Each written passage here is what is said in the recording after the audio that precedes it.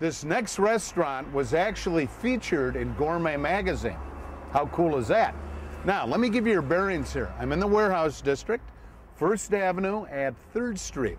Washington Avenue is right down there. Target Center's that way. And our restaurant is right around the corner. Its name is Saffron Restaurant. And Saffron is wowing critics coast to coast with their food.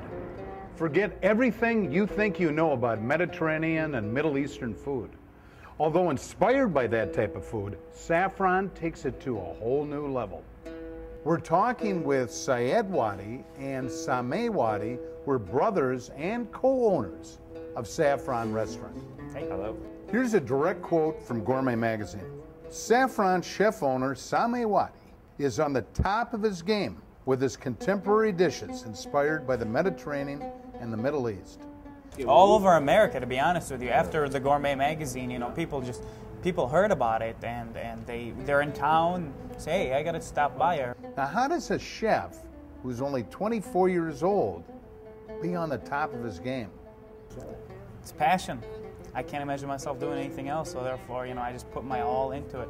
I wake up and I think about food, I go to sleep and I think about food, and, you know, it translates into menus, so. You know, telling people that this is a Middle Eastern restaurant is horribly misleading. We're not about gyro, we're not about kebab, we're not about falafel. If you have that in mind, this is not the right place for you. Or at least gyro, you know, I mean, yeah. Kebab because we might one day. Yeah. Thanks. How would you guys explain the food here at Saffron? It's kind of a contemporary approach that we take the flavors and the spices of the Mediterranean and the Middle East, and we kind of give them a more Minnesotan approach, if you will.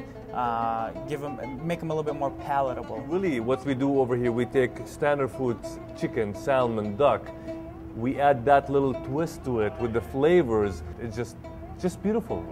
We're using exotic spice mixtures that have coriander, cumin, all these dark spices, you know, cloves, cinnamon.